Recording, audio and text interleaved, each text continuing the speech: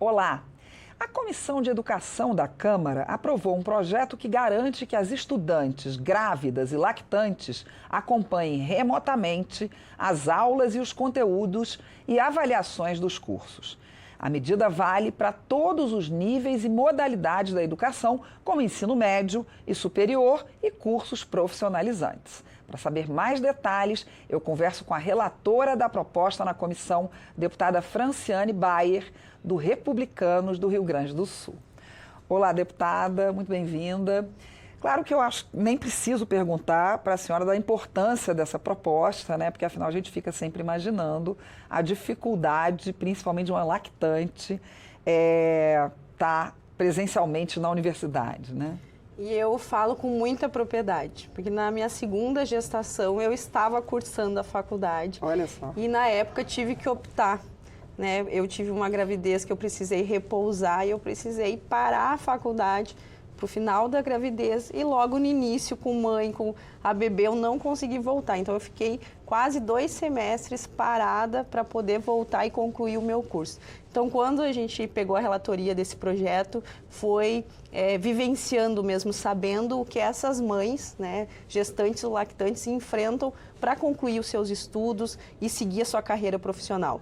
Esse projeto ele vem nessa importância de fomentar a continuidade dessa mulher, né, que às vezes, planejado ou não, acaba, né, grávida ali durante o ensino médio ou cursando um curso profissionalizante, sua faculdade, e muitas vezes se vê obrigada a ter que parar. E a gente vê, então, hoje, com tanto avanço de tecnologia, maneiras que tu consegue acompanhar, já existem muitos cursos que já têm, né, cadeiras à distância, mas outros que podem ser adaptados. E esse projeto, então, vem amparar essa mãe, essa lactante, para continuar o seu curso de graduação, profissionalização ou o seu ensino médio, atacando a evasão escolar, porque a gente vê que muitas mulheres, quando param, não voltam para a conclusão. Então, ele vem nesse âmbito de abraçar essas mães que estão aí cursando seus cursos profissionalizantes, graduação ou até o ensino médio, como a gente ressalta bem, para que ela tenha um incentivo de continuar durante a gestação e logo após o nascimento também. No caso do ensino médio, eu acho que aí sim a evasão seria maior ainda, né? Porque, enfim, a pessoa ainda nem está na faculdade e é realmente uma gravidez não esperada, né? Na maioria das vezes sim, né? E a gente, claro que enfrenta a temática de várias formas. A gente vai trabalhar a pauta, né, de prevenir a gravidez precoce, né, que não seria o ideal, né, estar no ensino médio e estar grávida, mas a gente precisa pensar quando ocorre, né? O que fazer com essa jovem que se depara com tantas mudanças, né, se depara grávida muitas vezes e muitas das vezes a opção é para a vida, porque agora vem um filho. Até como essa aceitação dessa gestação passa por isso. E a gente tem essa disponibilidade, né? O projeto já passou na Comissão de Direito das Mulheres, agora aprovado na Comissão de Educação e segue aí para a fase final, que é ir para a CCJ, para que essas mulheres tenham um amparo legal. Muitas escolas tentam se adaptar, mas a lei hoje não dá um amparo legal e nem está atualizada quanto à tecnologia que nós temos para poder acompanhar esses estudos. Muitas vezes eram, né, destinados materiais para estudar em casa, mas não é a mesma coisa. E a lei, o projeto vem então para amparar, para poder ter uma participação virtual de aula, um conteúdo mais sólido, né, ter como fazer as avaliações à distância também, porque na maioria das vezes até hoje, quando se dá a opção, a avaliação tem que ser presencial, né? Então, o projeto vem para abarcar essas jovens e mulheres e o incentivo, né, a continuar os estudos, que é tão importante. Eu me lembro muito bem que na minha época de faculdade, eu me lembro de pelo menos 4 colegas que estavam grávidas e me lembro também delas levando, depois que tiveram os filhos ou as filhas, levando com o carrinho para poder dar de mamar, né?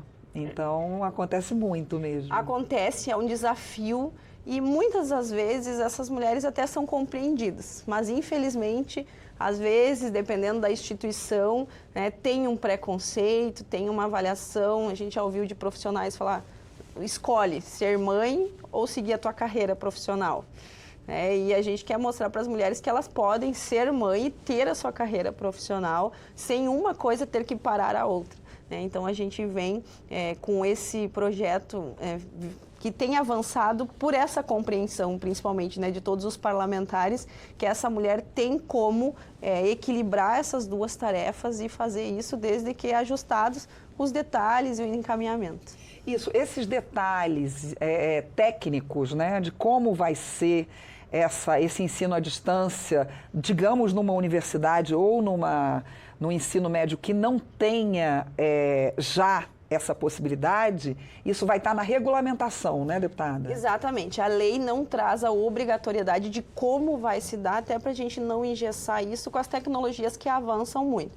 Então, vem na regulamentação e a proposta é deixar um pouco aberto para que cada instituição se adapte da melhor forma, com as ferramentas que possuem também, Então, como eu falei, alguns cursos já têm algumas matérias que já são ministradas à distância, que pode ser colocada à disposição daquela mãe, que precisa se organizar.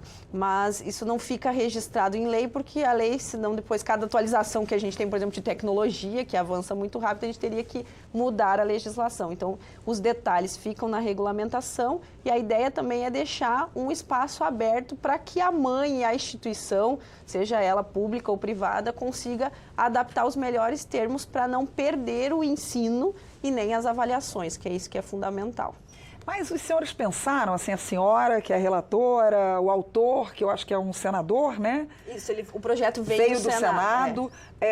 Por exemplo, seria uma coisa, enquanto aquela aula está ocorrendo para a maioria das pessoas, em meninos e meninas, né, homens e mulheres, presencialmente haveria uma câmera para filmar aquilo ali, e que aquela pessoa estaria assistindo em casa, ou teria que ter uma aula específica para ela, que seria mais complicado? Eu acredito que hoje tem a possibilidade, inclusive, de entrar online e assistir no mesmo momento. Claro que, às vezes, isso, dependendo do horário da localidade, para a mãe vai ficar, talvez, difícil de se adaptar, porque seria ao vivo e talvez, dependendo do dia dela, seja complicado.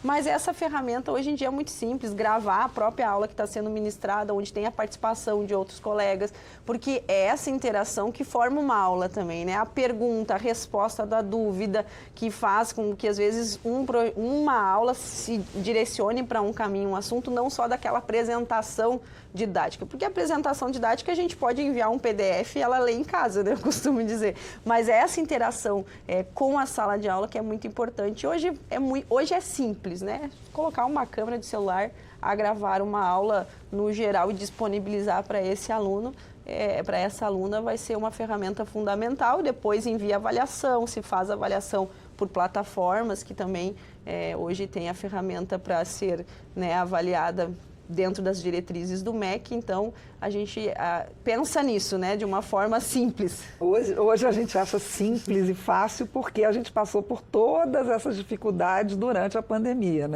E é verdade, e a gente vê o quanto tem coisas que podem ser facilitadas e que ainda não são. Esse projeto vem realmente ao encontro disso, usar as ferramentas que a gente tem hoje em dia para simplificar esse período em que ela vai precisar ficar afastada presencialmente, mas sem parar, então, o seu dia a dia ali de formação e ensino. É só CCJ agora ou vai para o plenário também? Ele é conclusivo em comissões, então é só CCJ e aí sanção. E não tem sequer que voltar para o Senado se tiver modificações? Ele tem um substitutivo apresentado e a gente também fez uma pequena complementação no substitutivo, mas eu acredito que finalize na CCJ.